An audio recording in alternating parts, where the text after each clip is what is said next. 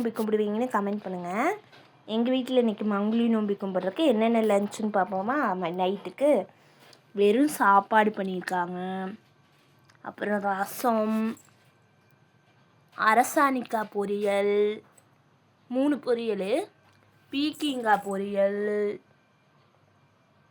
அவரைக்காய் பொரியல், பச்சைப்பயிறு, சாம்பார், வெறும் சாப்பாடு இருக்குது. உளுந்து வடை பண்ணியிருக்காங்க. அப்புறம் அப்பளம், பாயாசம் எல்லாம் தயாராக இருக்குது. சுட சுட தயாராக இருக்குது. எல்லோரும் வாங்க சாப்பிட்லாம். வீடியோ பிடிச்சிருந்தா லைக் பண்ணுங்கள், ஷேர் பண்ணுங்கள், கமெண்ட் பண்ணுங்கள்.